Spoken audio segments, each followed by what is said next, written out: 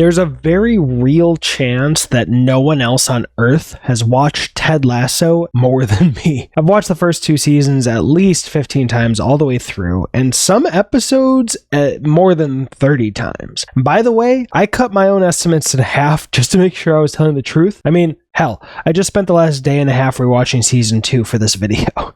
I can blow through these episodes. Mwah! I love them. With that in mind, I've got some season 3 theories, and more than a few are crazy. But let's not be a wigwam and a TP about it. You tell me which theories are winners, which are losers, and let's start with an easy one. Each season has started and ended with a single character. Season 1 started and ended with Rebecca. Season 2 started and ended with Nate the Great. And it's a simple guess to say that season 3 will start and end with our titular character. Though, even there, I'm only 50-50. It would be such an in-character move for Ted Lasso the show to zag when we think it'll zig. In season 1, we had this. Like a GIF. Some people pronounce it GIF. Thank you, Higgins. Thank you.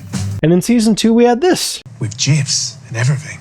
I know some folks pronounce it GIFs, but I hear you. So I'm predicting that we're going to get a third reference to GIF and GIF, though I have no idea how you make a third joke out of that. Fun fact, there's some discontinuity with Roy, since in season 1 he said GIF, and in season 2 he said GIF. Theory 3 is that Ted will try a tea that he thinks is tasty. Theory 4 is that Ted will be in FaceTime therapy with Dr. Fieldstone, and she'll try reassuring him that it's okay to get angry from time to time. And theory 5 is that you'll hit the like button. So tell me if that theory turned out. Oh, such an idiot. Thanks to this scene. Promise me you will not go and work for him. He can't afford me.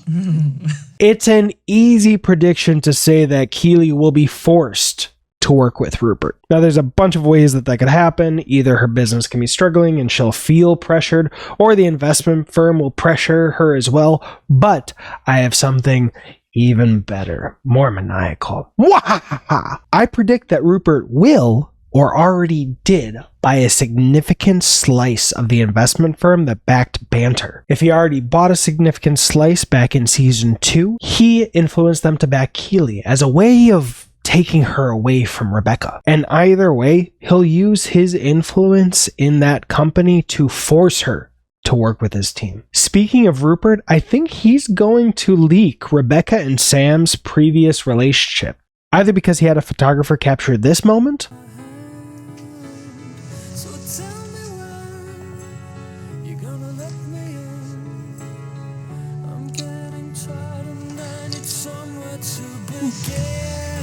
much like Rebecca did in the first season, published through The Sun, of course, or by seducing another vulnerable member of AFC Richmond over to the dark side. In this case, I'm going to guess that it's Colin. He has been the most actively undervalued member of the team for the last 2 seasons. What? Did I stutter, dickhead? Do you wax your pubes, yes or no? No. Then why are you always trying to play like a Brazilian? But it is sad. Do you know why? No. Because it has never been blown. Is that the same reason why Colin's sad? Only you played poorly. What muscle is this working? Don't worry about it. The only muscle I don't want to see working right now is your mouth, Colin. I'm a strong and capable man. I am not a piece of shit. At the end of season 3, Ted Lasso will retire from coaching UK football and return to the States, while Coach Beard will remain behind to be the new coach of AFC Richmond. And it'll be for the best reasons. Ted just doesn't feel like he's being a full father to Henry, and he needs to be there for him. Back when I was working in Cali and my daughter was still here in Shy City, less than a year old, I felt very much the same. I needed to be there for work, but I needed to be there to be her father more. Now, a little more complicated and connected to that, as a result of Rebecca working through her issues and wanting to be with Sam, and helped by Rupert outing their previous relationship, at the end of season 3, Rebecca will also retire from football and leave the club to Leslie. Bonus prediction, she'll leave him the painting from episode 1. And she'll leave him a year's supply of hitting the like button. He's here. He's there. He's every fucking where. Roy Kent will become a permanent member of the Diamond Dogs. He'll also go through quite the emotional crisis as his insecurities take hold. The same insecurities that cropped up during the season 2 finale. Are we breaking up? No. Why would you say that? Of course not. You are going to take a well-earned holiday. I'll see you in 6 weeks. Keeley. Roy, I love you. We'll be fine.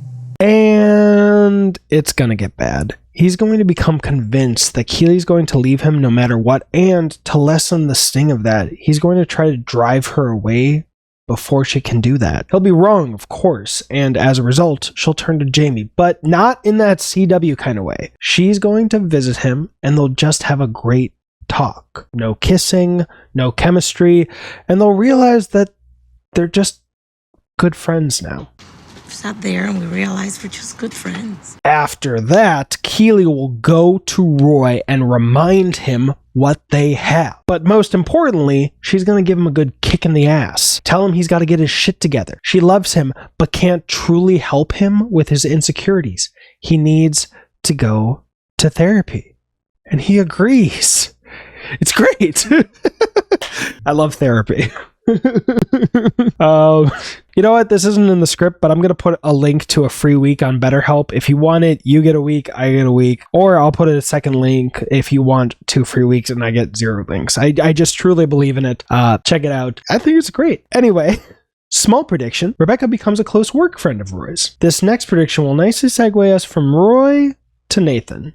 Near the latter half of the season, as a result of Rupert's encouragement, Nate the Great is going to be the least great he's ever been. He's going to get his star player, the cruelest one, to permanently injure Jamie on the field.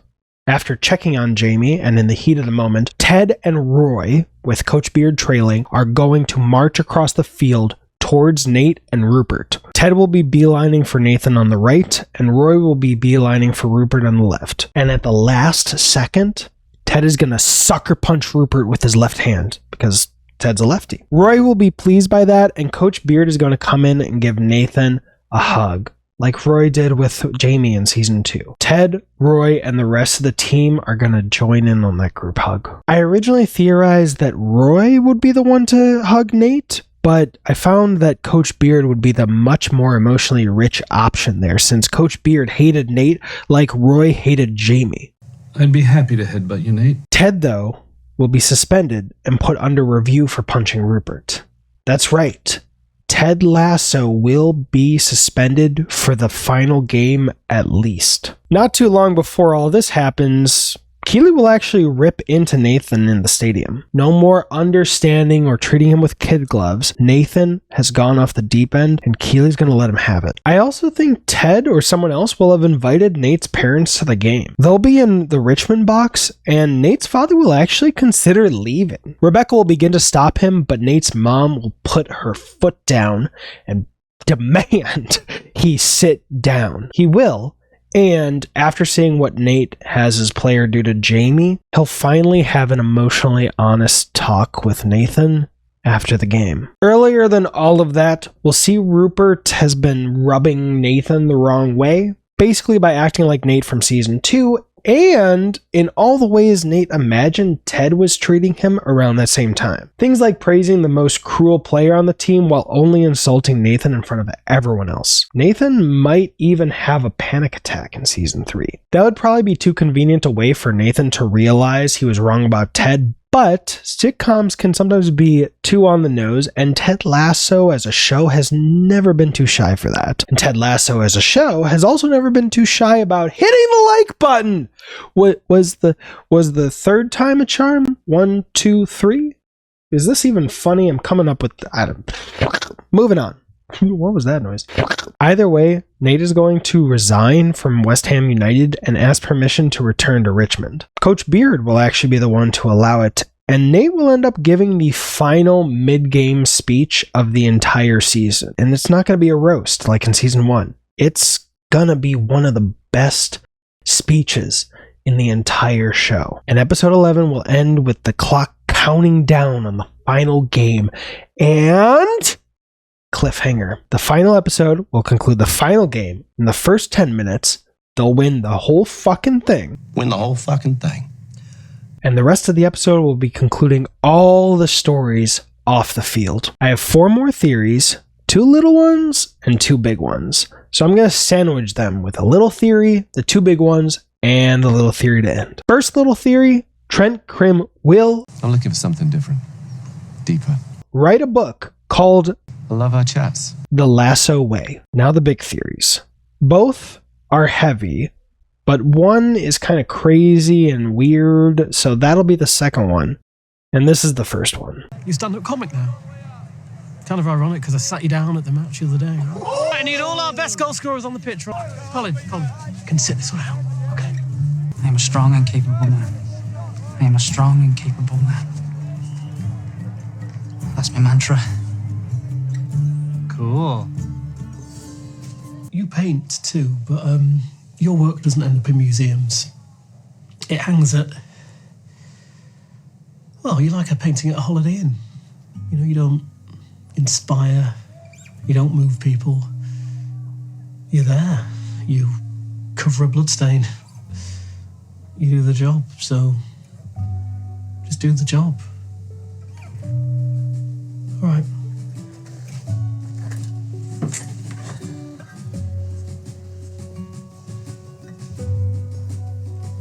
I think that Colin is going to crash his Lamborghini and end up in critical condition. And a little while later, we're going to find out that it was a failed suicide attempt. See, for nearly 2 seasons, Colin has been our resident punching bag, and he's responded to that by overcompensating in ways like buying a Lamborghini that's just not him, but in healthier ways as well, like turning to Dr. Fieldstone.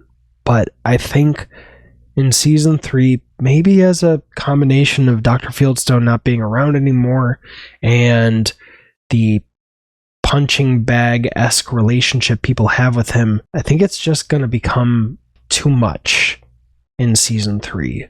And he's going to turn his car into a wall.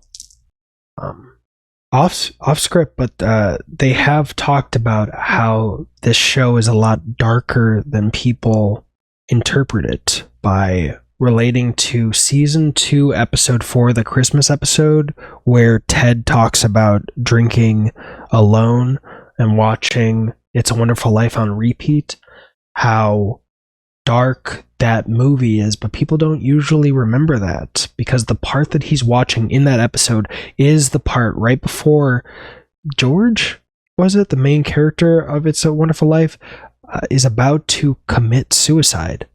And him talking about watching it on repeat is literally a reference to the idea that that's where he could have ended up at the end of the day if he just kept drinking and watching that over and over again. I just wanted to make sure you're okay. Yeah, well, I am now. You know, a lot better than I would have been if I just drank whiskey all day and watched It's a Wonderful Life on repeat. I could have gone dark. And I think this is going to be... Like, I don't make this theory lightly. I think it's gonna happen. Okay. Remember this moment in season 2, episode 10? When you were away and I was meant to be staying the night with Sassy, I even remember the date. It was Friday the 13th, 1991. In September. I remember the date because me and a bunch of high school buddies were going to do a marathon of all them Jason movies that night. They cut between the stories to let us put the pieces together and see that both Ted and Rebecca had the most traumatic experience with their respective fathers on exactly the same day of exactly the same year. I even checked September 13th, 1991, and that got in my head. That might be the whole reason for this video, because that made me think that maybe this whimsical fairy tale story of a U.S. football coach being brought across the ocean, across the pond, to coach global football might all be one man's hallucination as he's on death's doorstep. And this is the theory. I think this entire show might be happening in Ted Lasso's head after he got caught cheating on his wife by his child and, guilt-ridden, tried killing himself. And if that's the case, maybe he'll die, or maybe he'll survive and dedicate his entire life to being the best father he possibly can. And in that case, if his wife decided to bring him back, or take him back, dedicating his life to being the best husband he possibly could be. That's my biggest, craziest theory, less than a 1% of a 1% chance of actually happening. But if the dates being the same isn't just a quirky detail, I think it might actually happen. Finally, the last little theory, we'll find out who ACM is, from the pinball machine, and it'll be May. There's a link below if you want to join this list.